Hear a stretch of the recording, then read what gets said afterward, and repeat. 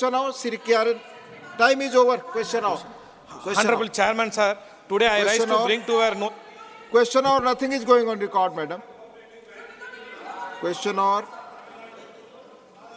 Honorable Sri Deepak Prakash ji, माननीय Shri Deepak Prakash, question. माननीय मंत्री जी.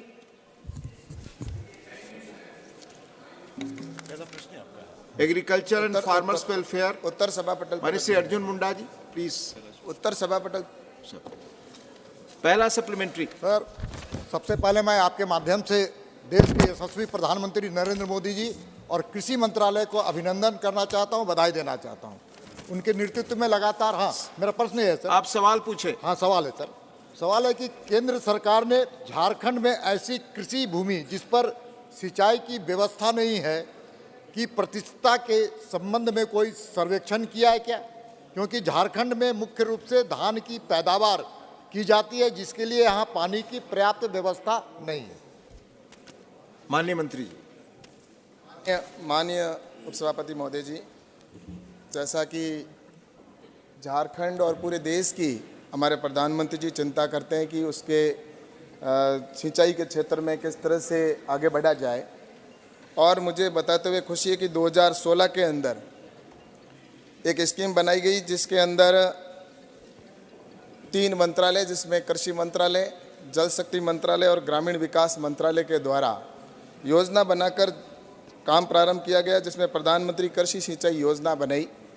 और उस योजना के माध्यम से मुझे बताते हुए प्रसन्नता है कि लगातार उसके अंदर काम हुआ और अलग अलग मंत्रालय ने, जैसा कि कृषि मंत्रालय के अंदर पर ड्रॉप मोर क्रॉप पे काम किया गया और हर खेत में पानी जल शक्ति मंत्रालय द्वारा और AIBP योजना के तहत जल शक्ति मंत्रालय और वाटरशेड के द्वारा इस पर काम किया गया. और उसी का परिणाम रहा कि पूरे देश के अंदर लगातार ये जो क्षेत्र है वो क्षेत्रफल भी बढ़ा है, और जिसमें जहाँ इरिगेटेड अगर खेती की बात करते हैं तो लगभग 77.9 मिलियन हेक्टर एरिया जो है इसके अंदर कवर किया गया है. और झारखंड के अंदर भी इसके अंदर लगातार क्षेत्रफल जो है क्षेत्र बढ़ा है, और मुझे लगता है कि इसके अंदर झारखंड के अंदर भी आने वाले समय में जो कि अभी 1.43 लाख हेक्टर है, जो बढ़कर 2,37,000 हेक्टर हो जाएगा, और इस पे ऊपर सरकार के लगातार प्रयास है. धन्यवाद. दूसरा सप्लीमेंट्री, माननीय दीपक प्रकाश जी. धन्यवाद, बहुत बहुत धन्यवाद सम्मानित मंत्री जी. झारखंड को 2015 और 16 और 2018-19 में NDRF से सहायता दी गई थी. उसके बाद राज्य को सहायता क्यों नहीं मिली है, जबकि राज्य में कई जिले सूखे से प्रभावित हैं और जिसके चलते झारखंड आज परेशान दिख रहा है? जी, जब भी अगर कोई सूखा पड़ता है या किसान के आपदा आती है तो उस समय SDRF फंड का प्रावधान किया हुआ है, और सरकार प्रत्येक साल के प्रारंभ में हर स्टेट को स्टेट डिज़ास्टर फंड के तौर पर उनको फंड उपलब्ध करवाती है. और इसी प्रकार से जब उनके वो फंड पूरा हो जाता है, उसके बाद में अगर और आवश्यकता होती है तो नेशनल डिज़ास्टर फंड की स्टेट डिमांड करता है, और उसके आधार पर नेशनल डिज़ास्टर फंड के तहत उनको फंड उपलब्ध करवाया जाता है ताकि किसान को उसकी राहत मिल सके. और मैं आपको इसमें कहना चाहता हूँ कि झारखंड के अंदर भी जैसा कि वहाँ से प्रदेश के द्वारा समय समय पर स्टेट डिज़ास्टर फंड दिया गया, और नेशनल डिज़ास्टर फंड के तौर पर उन्होंने अभी तक हमारे से कोई डिमांड नहीं की.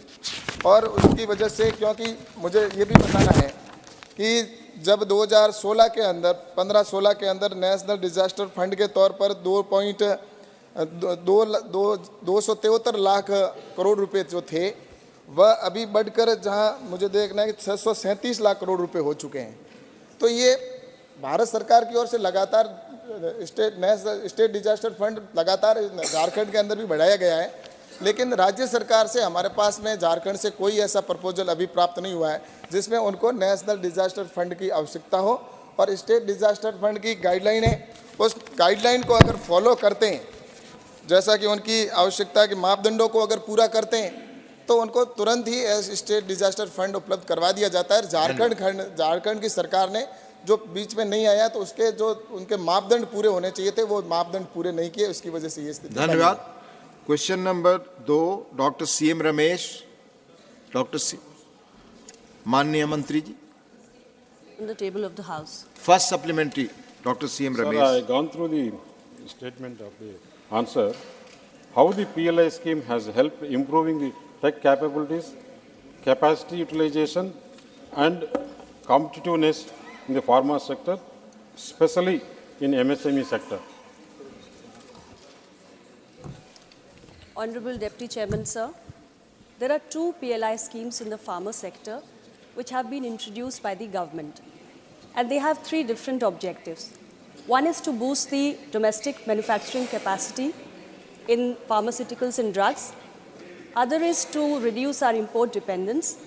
And third is to encourage product diversification in the pharma sector so that our industry can attain a dominant position in the global landscape.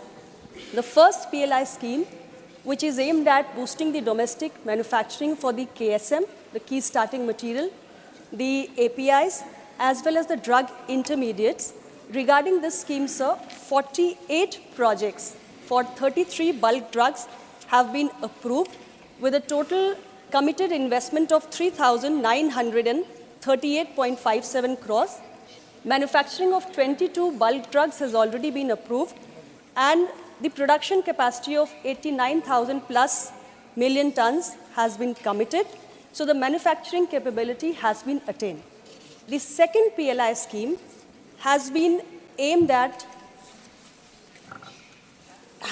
is for the pharmaceuticals, and this is broadly aimed at creating global champions insofar as product diversification is concerned. Here, sir, there have been 55 selected applicants who have made an investment of 25,813 crores against the committed investment of rupees 17,275 crores. And that's been the progress of the two PLI schemes so far. Overall, we have been able to move rightly in the direction of attaining the objectives of these two PLI schemes. Thank you. Second supplementary, Dr. CM Ramesh. Whether government may like to adopt holistic approach that involves collaboration between industry stakeholders, government and regulatory bodies, which can enhance our position as global leader in pharma sector.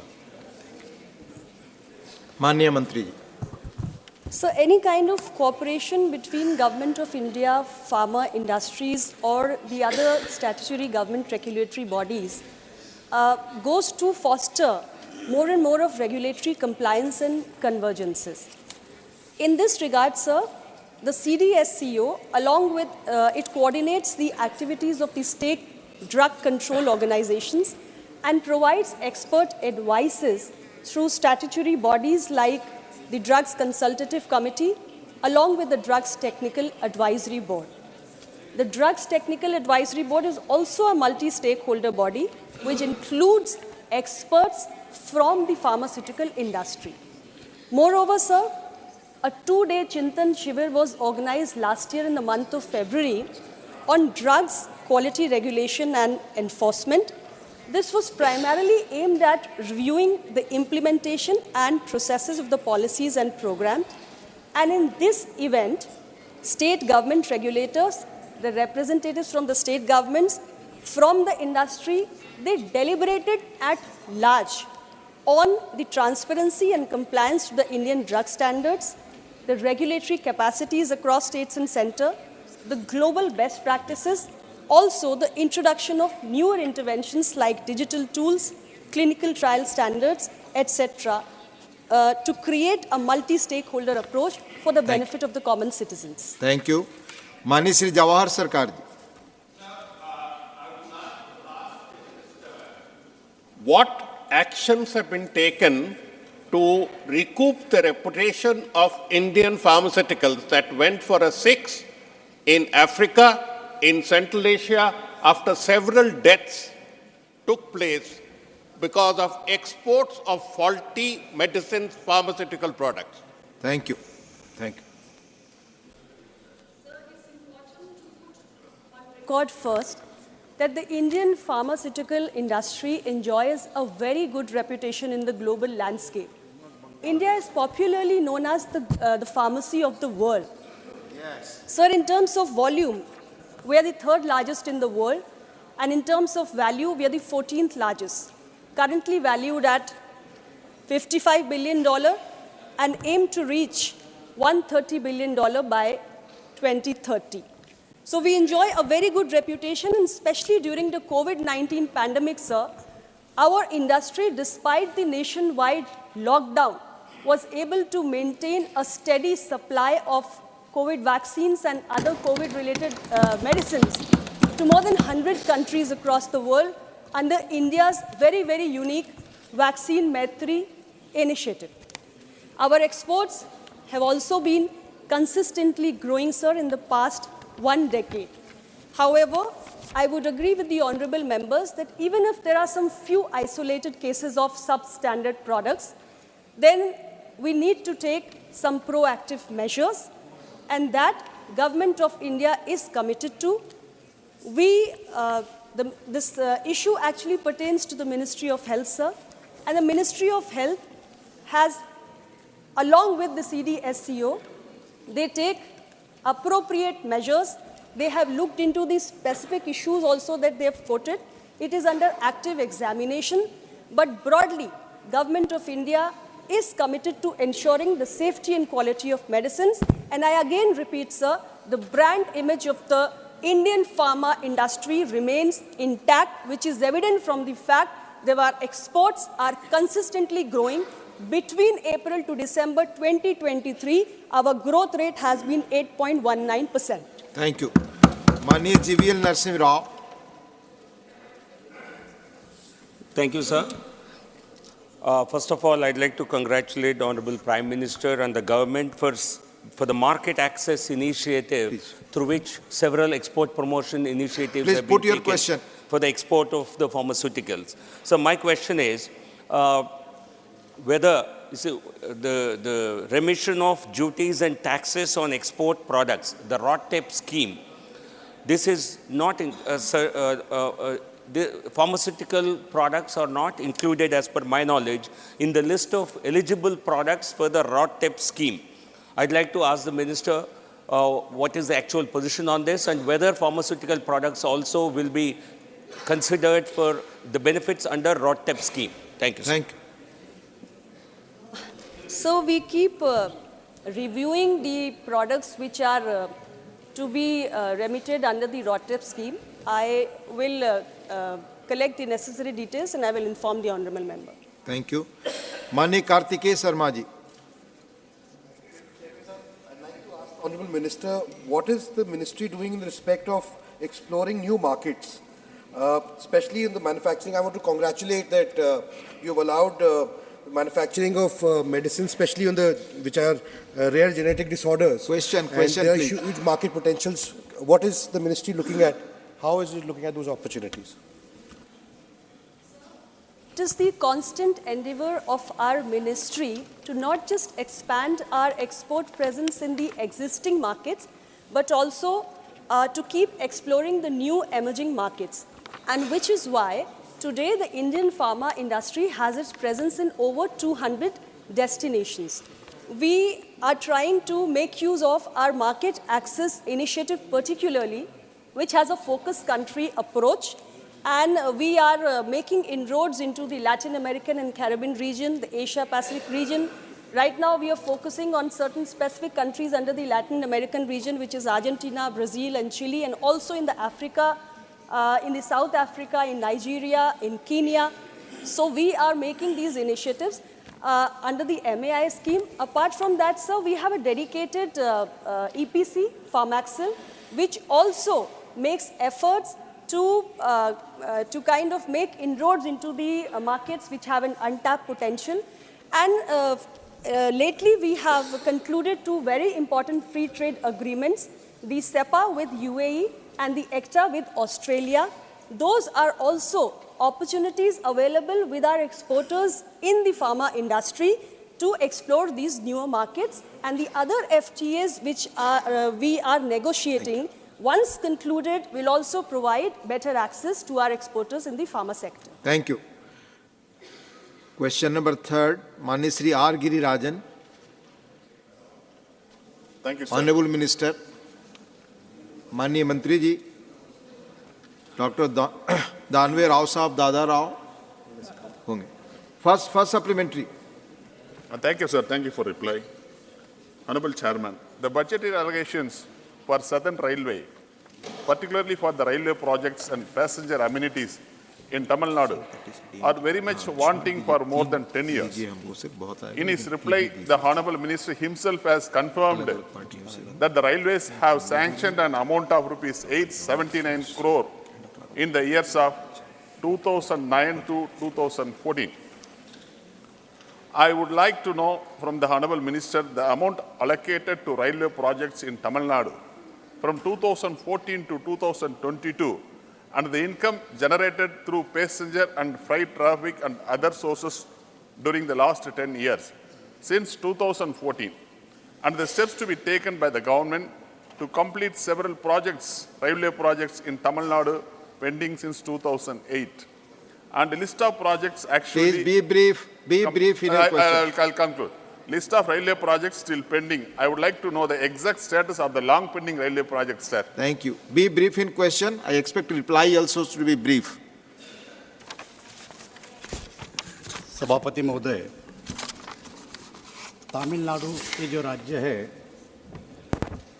Rail परियोजनाएं राज्यवार नहीं जोनवार होती है, और तमिलनाडु ये जो राज्य है, अध्यक्ष महोदय, ये 3 जोन कवर करता है, दक्षिण, दक्षिण मध्य, पश्चिम, दक्षिण पश्चिम, ये 3 जोन में ये कवर करता है, और इस जोन में कवर करते थे जोनवार ये परियोजना चलती है केवल तमिलनाडु के लिए, लेकिन तमिलनाडु में जो इंफ्रास्ट्रक्चर अभी अध्यक्ष महोदय हो रहा है, 2009 से 14 तक वहाँ पर 879 करोड़ प्रति वर्ष बजट दिया है 9 से 14 तक, लेकिन अब 23 में 2023-24 में 9 से 14 के 7 पट ज़्यादा मतलब 6080 करोड़ रुपए का बजट अभी तमिलनाडु में दिया है, जो 9 से 14 तक 779 था, जो आज 6080 करोड़ रुपए का बजट वह दिया जा रहा है। और वहाँ की जो परियोजनाएं चल रही है वो अभी नई 3 परियोजना होती है, नई लाइन चल रही है, दोहरीकरण और गेज परिवर्तन चल रही है। अध्यक्ष महोदय, नई लाइन 871 किलोमीटर, उसकी लागत 14,682 किलोमीटर की है, गेज परिवर्तन 748 किलोमीटर और दोहरीकरण 1,229 किलोमीटर अभी तमिलनाडु में चल रहा है। Second supplementary, माननीय Shri R. Girirajan. Second supplementary. Thank you, sir.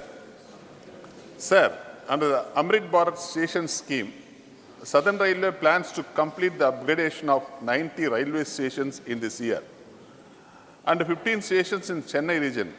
Sir, there is an urgent need for the 4th terminal in Chennai. There are plenty of vacant lands belonging to railways available around Perambur where the ICF is located. Sir, my question to the Honorable Minister is whether the railways could come forward to utilize the available railway vacant lands around Perambur to establish the much needed 4th railway terminal in Chennai to avoid congestion at Chennai Central and Chennai Egmore. Thank you. माननीय मंत्री जी. अध्यक्ष महोदय, rail विभाग के दृष्टि से तमिलनाडु एक बहुत ही महत्वपूर्ण स्टेट है और लगभग 72 स्टेशन अमृत भारत स्टेशन के अंतर्गत वहाँ लिए गए हैं। और मुझे ऐसा लगता है कि जो खाली पड़ी ज़मीन है, सबसे बड़ा ICF फैक्ट्री आज तमिलनाडु में है, जो 90 में खुली थी, जब 1000 डिब्बे वहाँ केवल बनते थे, लेकिन 19-20 में हमने वहाँ पर ICF में 4166 डब्बे बनाए, 23 में हम 2700 बनाए और अभी हमारा लक्ष्य 3241 बनाने का। मुझे ऐसा लगता है कि वहाँ पर जितनी जगह है उतना उस जगह का हम पूरा उपयोग कर रहे हैं। धन्यवाद। Doctor M. Thambidurai ji, supplementary. Deputy Chairman, sir, I want to know through Honorable Deputy Chairman, what is the present status of the long pending new railway projects implementing the new railway line between Jolarpet and Bangalore via Krishnagiri and Hosur. Hosur and Krishnagiri is now declared by the central government as defense corridor. Therefore, this line is very, very important. For 35 years, this line discussion going on. I want to know the Honorable Minister, what is the present position of connecting this Krishnagiri, Hosur via Bangalore and Jolarpet? That is the thing. Thank you. सभापति महोदय, वहाँ पर 4 परियोजनाएं चल रही है। एक मदुरई बुड़ी नायकपुर, रामेश्वरम धनपुड़ी और तिंडी वनम जिंजी तिरुवन्नामलाई, मोरप्पुर धर्मापुर, ये 4 योजनाएं सभापति महोदय वहाँ चल रही है। लेकिन मदुरई बुनीकुंडूर ये तो कमीशन हो गई है और 98.53 करोड़ की लागत उसको लगी है। और जो Please, let him reply, please. विद्युतीकरण का कार्य भी कर दिया है। अध्यक्ष महोदय, रामेश्वर धनुषकोडी ये जो है तमिलनाडु सरकार ने ये परियोजना हटाने के लिए आग्रह किया है। अध्यक्ष महोदय, तिंडिनम निजी माननीय मंत्री जी डॉक्टर एम थंबीदुरई जी जिस सवाल को करना चाहते हैं वो आप बाद में उन्हें बता सकते हैं अगर उत्तर ना हो तो। Thank you. Doctor John Brittas ji, you have a question, please go to your seat. Dr. Fauzia Khan ji, please. Sir, mic is working, it's on. Thank you, sir. Sir, मैं मंत्री जी से एक महिला होने के नाते एक प्रश्न पूछना चाहती हूँ कि जब हम रेल प्रवास करते हैं तो टॉयलेट्स की बहुत तकलीफ होती है। इतने गंदे टॉयलेट्स होते हैं ट्रेन्स में, और जो मोस्ट मॉडर्न टॉयलेट है वो भी पूरा फुल होकर इस तरह ख़राब हो जाता है सर। तो ये अच्छे साफ सुथरे टॉयलेट्स महिलाओं को खास तौर पे मिले ट्रेन्स में, इसके लिए हम क्या कर सकते हैं? धन्यवाद। माननीय मंत्री। आदरणीय सभापति महोदय, अभी जो रेल में टॉयलेट बिठाए उसका पूरा सरकार कोशिश करती है कि साफ सुथरा रहने का, लेकिन अगर ऐसी कोई शिकायत हमारे पास प्राप्त होती तो मैं उसको देख लूँगा। Doctor John Brittas, please doctor John Brittas. Thank you very much, sir. Sir, the Honorable Minister has spoken about the investment that is being done in Southern Railway. As you would appreciate, Kerala also is part of the Southern Railway, and Vande Bharat trains which are plying in Kerala has the highest occupancy rate in the country. Now it has proven that question, please. There is a demand for a semi-high-speed railway because of the enhanced demand in Vande Bharat. In this context, I would specifically ask the Minister whether he will consider the K-Rail project submitted by the Kerala government with the Railway Ministry. Thank you. माननीय मंत्री। सभापति महोदय, अपने देश में अभी Vande Bharat train अभी शुरू हुए और हर जोन में उसकी मांग बढ़ती जा रही है, और मुझे ऐसा लगता है कि 39 ट्रेन आज के दिन अपन चला रहे हैं, और जैसी जैसी ट्रेन की उपलब्धता होगी वैसे हम दे देंगे। Thank you, thank you.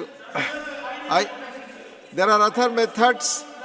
माननीय सदस्य का जो सवाल है आप पता करके माननीय मंत्री जी बुलाकर उन्हें बता देंगे। Thank you. क्वेश्चन नंबर 4, माननीय श्री ईराना कराडी।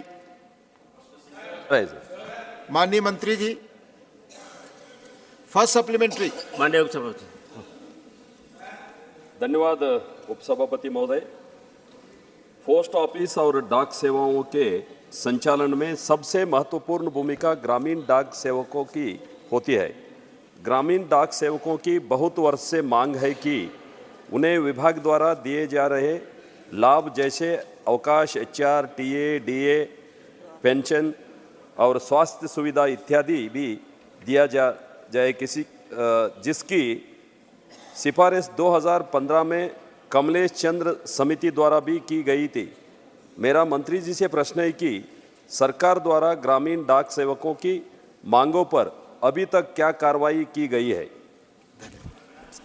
माननीय उपसभापति महोदय जी, ग्रामीण डाक सेवक हमारे विभाग के अति महत्व के एम्प्लॉइज़ हैं। हमने ग्रामीण डाक सेवकों के लिए जो एक गवर्नमेंट एम्प्लॉइज़ को जो बेनिफिट मिलता है वो सारे बेनिफिट्स उनको देते हैं।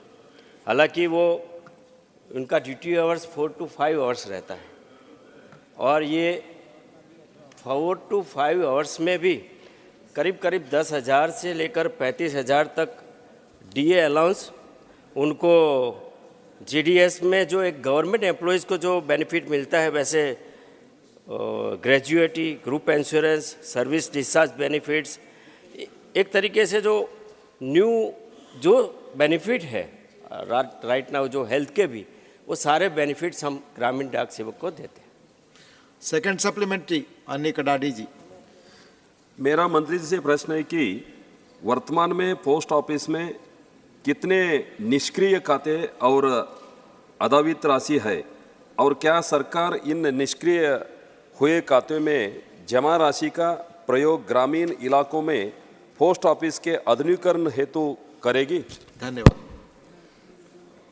माननीय उपसभापति, वर्तमान में अनक्लेम अमाउंट जो है वो करीब 25,480 करोड़ के आसपास है।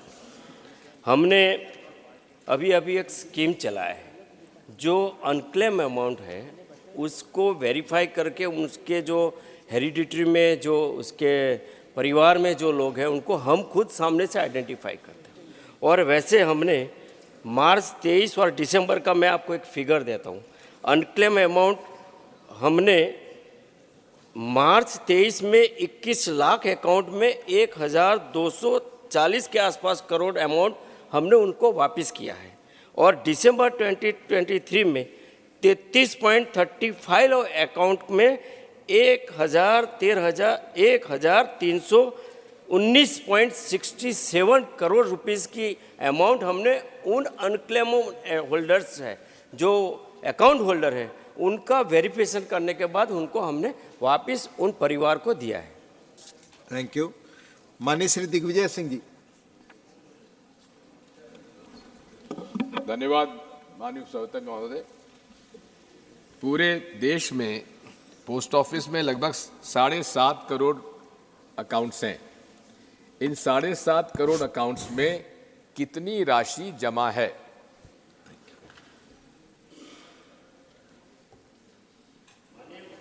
महोदय, हमारे यहाँ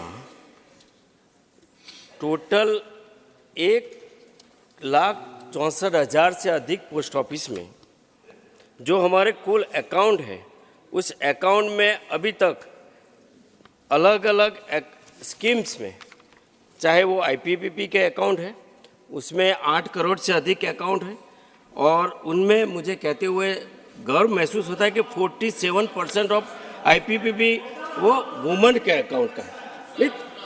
मैं केवल आपको आईपीपीबी का बताऊं, 30,381, ये केवल आईपीपीबी अकाउंट की बात कर रहा हूँ।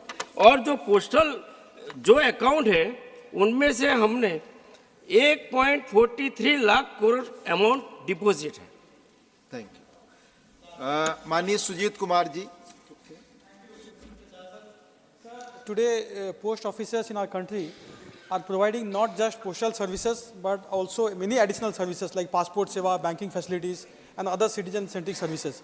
Sir, I would like to know from the Honorable Minister whether there has been any impact assessment study done to measure the economic impact, particularly economic impact of these new services in the post offices and the adjoining areas in rural India. माननीय मंत्री जी। माननीय उपसभापति महोदय जी, आज पूरे world में largest postal network अगर कहीं है तो वो भारत में है।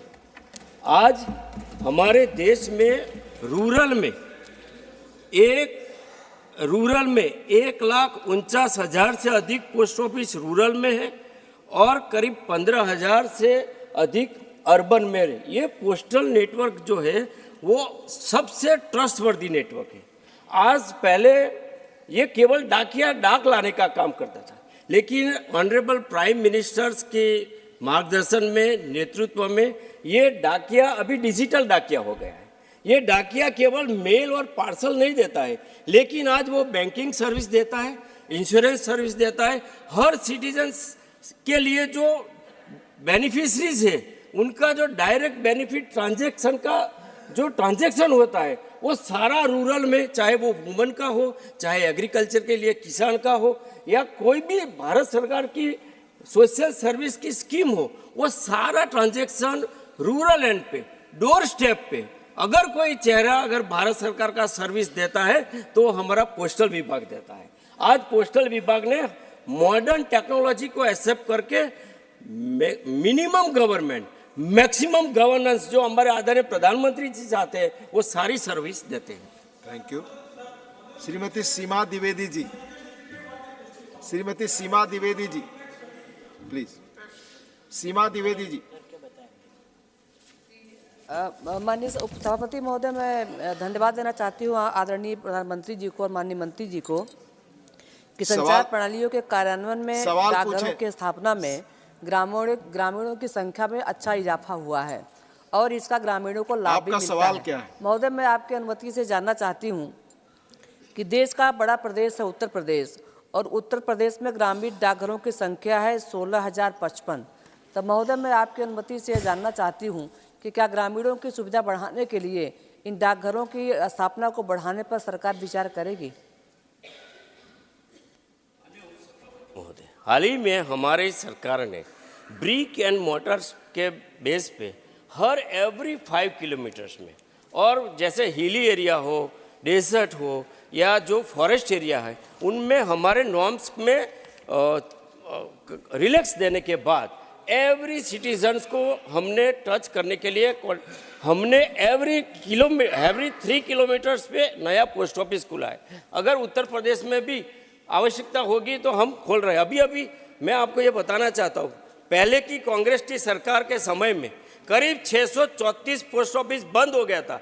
अभी हमने 5,746 नए पोस्ट ऑफिस खोले हैं और 5,000 खोल रहे हैं। 10,000 से पोस्ट ऑफिस नया खोलने के बाद अगर उत्तर प्रदेश में भी कहीं पोस्ट ऑफिस की आवश्यकता होगी तो हम जरूर खोलेंगे। हम हर सिटीजन तक पहुंचना चाहते हैं, और ट्रेडिशनली बैंक जहां नहीं जाता है क्योंकि वो अनसस्टेनेबिलिटी कारण नहीं जाता है, लेकिन पोस्ट ऑफिस बैंकिंग सर्विस देने के लिए तैयार है।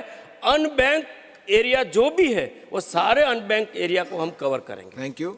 क्वेश्चन नंबर 5, माननीय श्री मोहम्मद नदीमुल हक जी। माननीय मंत्री जी। क्वेश्चन नंबर 5, पहला सप्लीमेंट्री, माननीय नदीमुल हक जी। Ask whether it is a fact that between 2017 and 2021, 217 consequential accidents and 1,800 other accidents took place, and that derailments were the cause of majority of the accidents. If so, the details and the actions taken thereof. Thank you. माननीय मंत्री जी। महोदय, पिछले 3 वर्षों के दौरान जो rail दुर्घटना हुई, भारतीय रेलवे विभाग निरंतर रेल दुर्घटना कम करने की कोशिश करती है। 22-23 में अध्यक्ष महोदय 105 रेल दुर्घटना हुई, और रेल दुर्घटना होने का एक कारण नहीं होता है। रेलवे ट्रैक में खराबी, रेल इंजन में खराबी, इक्विपमेंट में खराबी, ये दुर्घटना के कारण होते हैं। और मुझे ऐसा लगता है कि जब कोहरा होता है उसी समय भी दुर्घटना होना संभव होता है। तो अभी जो उन्होंने साहब ने आंकड़े बताए, लेकिन 2001, 2002 और 2004 लगभग अध्यक्ष महोदय 473, 2002 में 415 से लेकर तो 2012 में 131, 13 में 122, लेकिन आज के तारीख में 2016-17 में 104, 17-18 में 73, 18-19 में 59 और 19-20 में केवल 55 एक्सीडेंट हुए हैं। 21-22 में 35 और 22-23 में 48। धन्यवाद। Second supplementary. Sir, last year, the railway spent 1,05,378 crores on its budget. So 65,000 was from government's budgetary support and 40,000 crores from internal revenues. So my question is, how much has been spent on this warning system, that is the Kavach system? Thank you. And how much on the track Thank you. upgradation? Thank you. माननीय मंत्री जी। सभापति महोदय, कवच एक स्वदेशी नई technology है और आज के तारीख में 1465 किलोमीटर दक्षिण मध्य रेल पर कवच लग चुका है। लगभग 3000 किलोमीटर जो अभी दिया है वो दिल्ली मुंबई दिल्ली हावड़ा मार्ग पर उसका काम चल रहा है। ऑप्टिकल फाइबर केबल बिछाना, दूरसंचार टावरों की स्थापना करना, स्टेशनों पर उपकरणों का प्रावधान करना, लोकों में उपकरण का प्रावधान और ट्रैक साइड उपकरणों की स्थापना, ये अभी काम अध्यक्ष महोदय चल रहा है। माननीय राकेश सिन्हा जी। माननीय राकेश सिन्हा जी प्लीज। सभापति महोदय धन्यवाद। जब से माननीय प्रधानमंत्री नरेंद्र मोदी जी ने मिलेट्स के बारे में श्री अन्न के बारे में यूनाइटेड नेशन में रखा और अंतर्राष्ट्रीय स्तर पर इसकी स्वीकृति मिली और मिलेट्स का उत्पादन और उपभोग दोनों बढ़ा है, मैं माननीय रेल मंत्री जी से जानना चाहता हूं, क्या रेलवे प्लेटफॉर्म पर जंक फूड को विस्थापित करके मिलेट्स यानी श्री अन्न को प्रमोट करने की कोई कार्यक्रम रेल मंत्रालय के पास है और रेल में भी जो भोजन दिया जा रहा है उसमें मिलेट्स को देने का प्रावधान कर रहे हैं क्या? धन्यवाद। आप सब जानते हैं कि मोदी जी ने मिलेट के लिए प्रोत्साहन दिया है और माननीय सदस्य की जो सूचना है मैं उनसे मिलकर इसके बारे में चर्चा करूंगा। धन्यवाद। माननीय Niranjan Bishi ji. Thank you, Honorable Deputy Chairman, sir.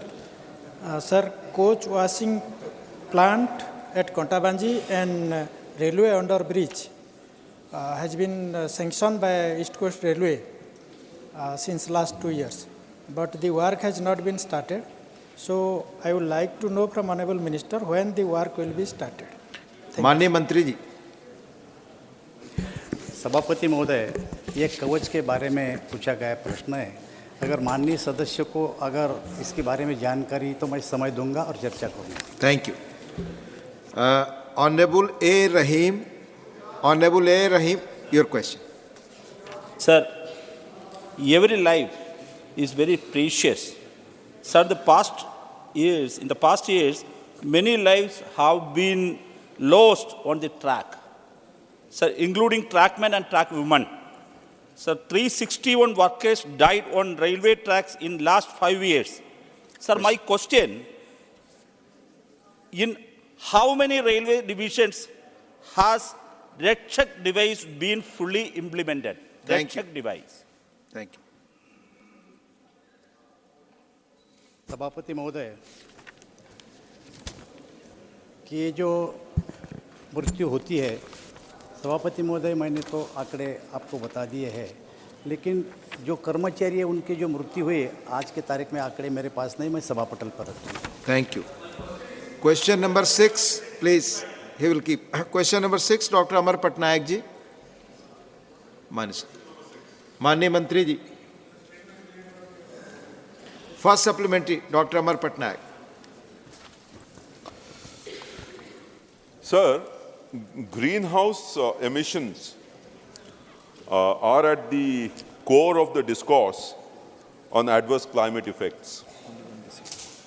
The reply, the ministry has said that they are not monitoring industry-wise or even industry company-wise any data on the emissions made, carbon emissions, greenhouse emissions made by each of the industries. So can I make a suggestion to the Honourable Minister, since the Minister is also here? Please question, Doctor. The question is, the suggestion, which is by way of question, that you could have a portal, just like the Minister of Corporate Affairs has a CSR portal, where companies upload whatever is the greenhouse emissions made by them, which is available to public and other industry competitors, so that a fair amount of environment ecosystem is developed for controlling greenhouse emissions company-wise, because that is what is ultimately going to matter. Honorable Minister. The government should not be interfering in every aspect of every industry is a principle that we uphold, because making such data in the public domain could also harm the interests of India's export competitiveness, our export performance. And therefore, individual company-wise data is not something that the government would like to interfere in. However, this is one government which has always been very conscious of our global responsibility, has been a part of the solution across the world ever since the Paris Agreement in 2015 at COP21. India, led by Prime Minister Shri Narendra Modi, has been at the forefront of forging consensus and ensuring that the world wakes up to this climate crisis. We are, in fact, very proud that India as a nation is one of the few countries which regularly submits our biannual UNFCCC report about our performance against the nationally determined contributions of 2015. We are the best performing country amongst all the G20 countries when they were ranked by an independent agency. And therefore, the government is focusing its attentions at the macro level, whereas industry suo moto, on their own, thanks to the consciousness that has been generated in the country, are looking at their own processes, looking at improving their own processes, looking at playing an important positive role in addressing this problem of climate change. Dr. Amar Patnaik, second supplementary. Sir, may I suggest to the Honourable Minister that in the reply they have mentioned that the India's Carbon Credit Trading Scheme 2023 has been put in operation. It cannot be put under operation unless you have industry in every separate company-wise the data of greenhouse emissions and carbon emissions. However, the second supplementary is whether a decarbonization pathway has been prescribed for each industry, each company by way of notification, and that is being reviewed so that we achieve the targets which you mentioned of the Honourable Prime Minister to make net zero by 2070 or even earlier. Honourable Minister. Well, Chairman, as regards the carbon credit trading system, the scheme will be, benefit will be taken by those who prepare that data and who are able to demonstrate that they are eligible for the carbon credits. In a way, it's the government's efforts to encourage more and more companies to come within the ambit of the scheme, to take benefit of this trading scheme. And therefore, we believe that the persuasive approach and a more consensus and taking people together, industry together, is the right way to achieve these goals. As regards the overall India contribution to greenhouse gas emission reduction or to addressing the challenge of climate change, extensive data is being collected by the Ministry of Environment, Forests and Climate Change. Extensive research is being done in different sectors on our ability to bring down the carbon emissions, to create a carbon sink, both adaptation and mitigation measures. India is at the forefront of these measures, and I can assure the Honourable Member through you, sir, that India will relentlessly pursue the path both of inclusive growth and sustainable growth. Dr. Ami Yaznik, third supplementary. Thank you, sir, for giving me this opportunity. Sir, I have seen the reply given by the Honourable Minister, and it's very clearly said that there is no database which has been formed for the cement industry. So there is no greenhouse gas emissions database which you have. You do not have a special budget also for this particular industry which is carved out for treating the greenhouse gas emissions. Given this situation, you talk about inclusive and exclusive and sustainable growth. You have committed net zero emissions at the international level, but you do not have a roadmap or a budget or a plan, either shorter or a longer, for the cement industry, which is one of the largest sectors and which contributes to the construction industry as well. So when you do not have this, how would you go for emission trading, carbon credit trading, without having anything or a roadmap in place? So all these hollow statements do not give concrete examples of how you are going to bring zero net emissions at the international level. Honorable Minister. Honorable Chairman, sir, I think the same question was agitated by the earlier speaker, but I would like to repeat. It was more force this time. Yeah, I would like to inform the honorable member through you, sir, that what we have written is, the question was regarding current greenhouse gas emissions from the cement industry, broken down by individual companies, production unit-wise. So our reply relates to the question that we don't have every production unit's data for every industry running the cement plants. The country is collecting data for different sectors which are recognized as contributing to the greenhouse gas emissions at the aggregate level. Industry bodies are working in consultation and collaboration with the government to address these issues. Cement industry is a very, very important sector of the economy. They are on suo moto, recognizing the global problem and are taking necessary steps for mitigation of the greenhouse gas emissions. I think Indian industry today, and I'm proud to say this on behalf of Indian industry as the industry minister, the industry in India today is self-reliant. The industry in India is Atmanirbhar. They are not looking for clutches for everything that has to be done. They don't look at the government for every small thing. They are not looking at government subsidies and only after that they will act in the interests of the country or the nation. So I think the important thing to be noted is that industry is conscious of their obligations. As regards the carbon trading scheme, the Bureau of Energy Efficiency is already, as per the scheme, if you will care to go into the scheme, undertaking studies for the sectors which are obligated to be covered under the scheme, and accordingly they will work out the targets, they will work out what the incentives or what the credit should be given to each industry for improvement. Those targets in due course after the study will be notified by the Ministry of Environment, Forests and Climate Change, and it is only after that that they will be able to start giving the carbon credits. The scheme has been notified, the trading process has been brought to fore, the actioning of the scheme is under process. Thank you.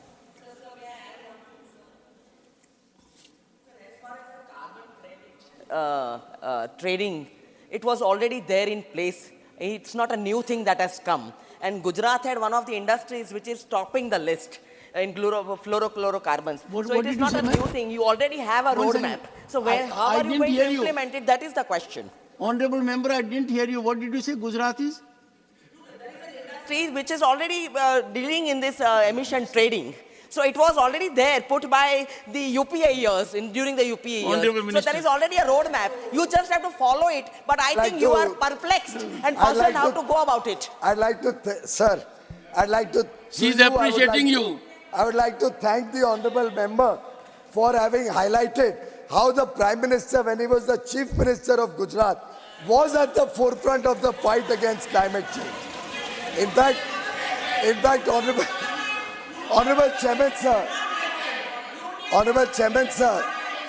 the important point to be noted is when the world was waking up to the challenge of climate change, Vice President of one of the global superpowers, the world's largest economy, came out with a book called Inconvenient Truth. But Honorable Prime Minister, in response to that, said, as the Chief Minister of Gujarat, that for us in India, we knew this inconvenient truth for generations and centuries, because India consciously respects nature, respects every aspect of nature. He came out with Convenient Action. That was the book Prime Minister Modi wrote.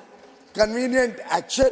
He consistently, as Chief Minister, whether it was the first solar power unit in India, whether it was the first wind power unit along the canals, I think Prime Minister Modi has demonstrated through action right from the last 23 years, where he has led the country in one form or the other in different initiatives. His sensitivity to the environment and his commitment to make India a global player when it comes to addressing the challenge of climate change. Shri Anil Desai. Honorable Minister. First supplementary, Shri Anil Desai.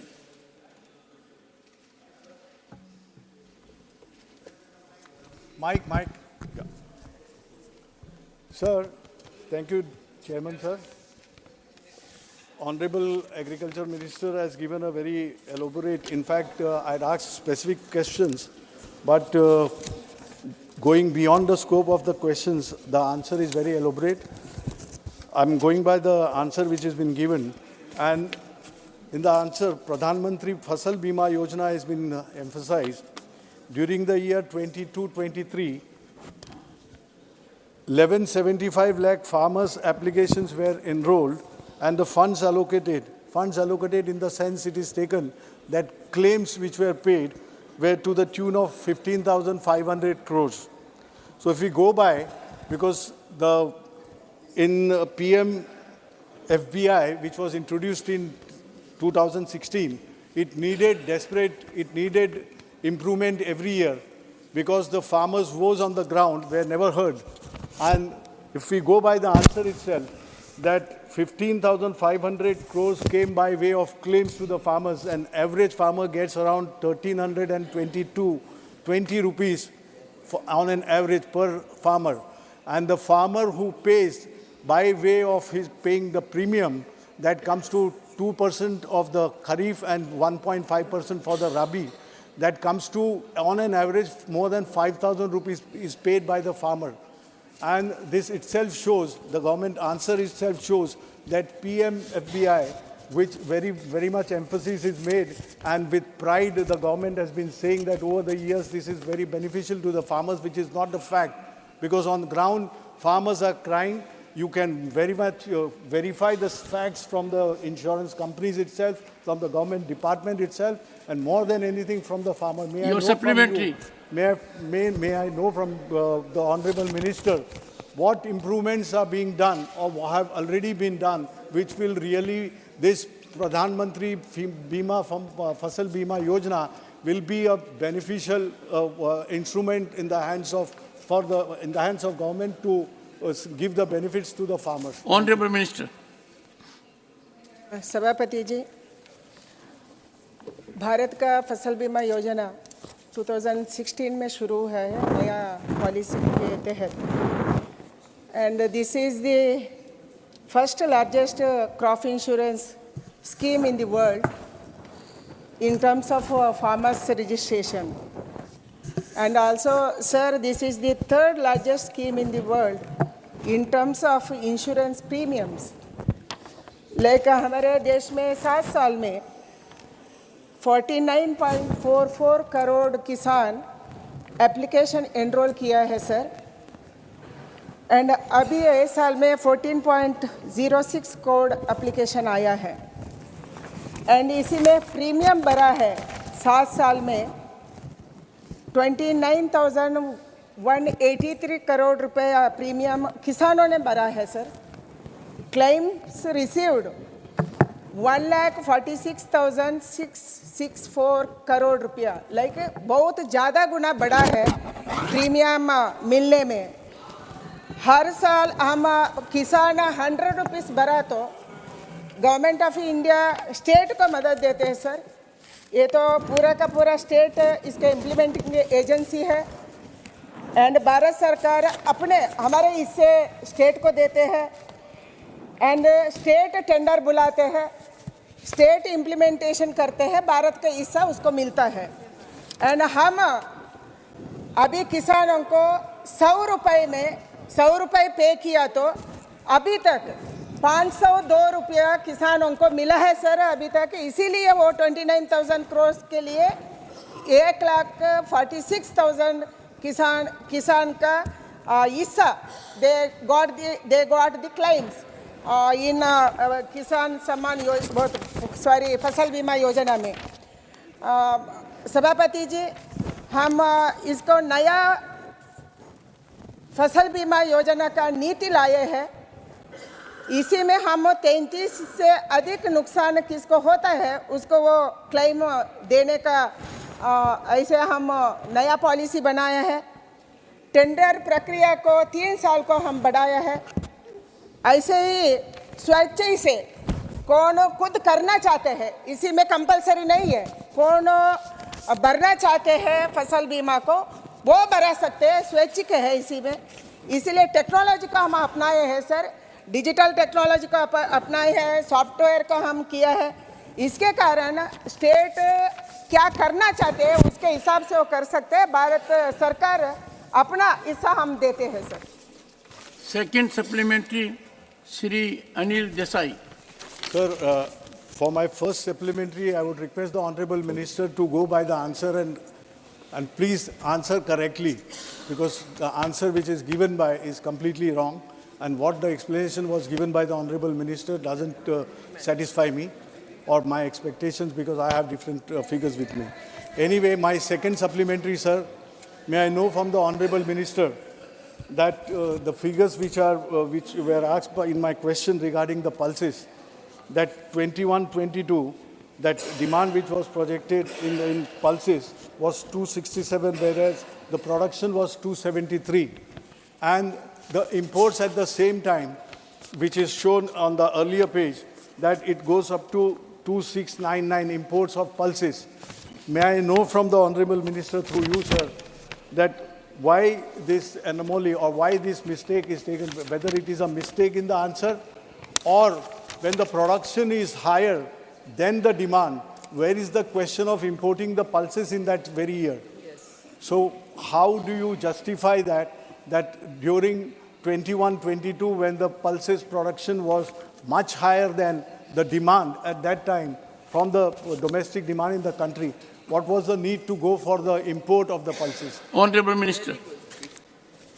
Sir, हमारा देश में तिलहन और दलहन में थोड़ा सा कमियां है सर, इसीलिए हम बाहर देश से तिलहन और दलहन का इंपोर्ट करना पड़ता है।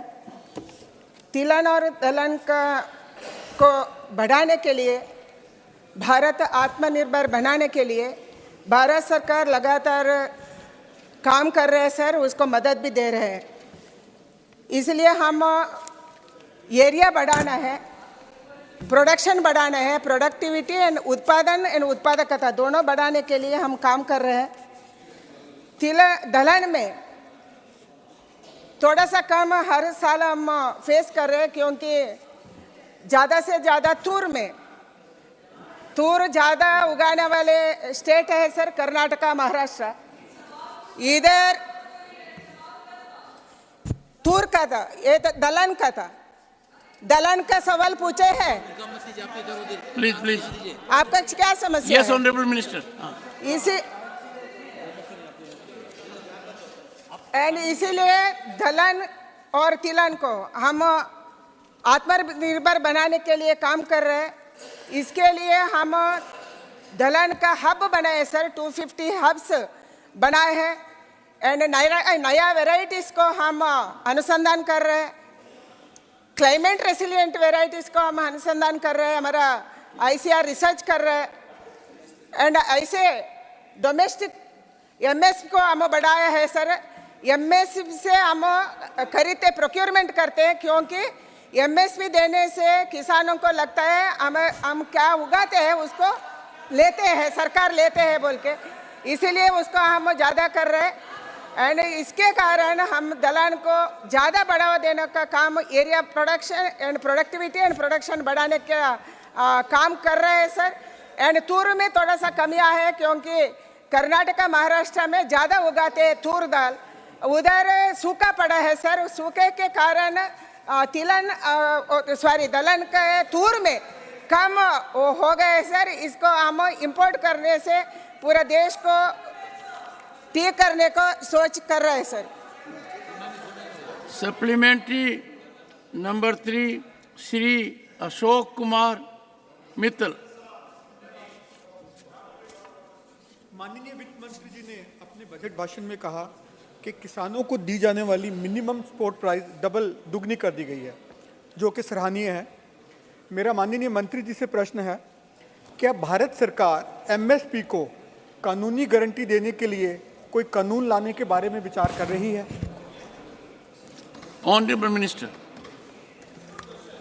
Thank you sir. Honourable minister.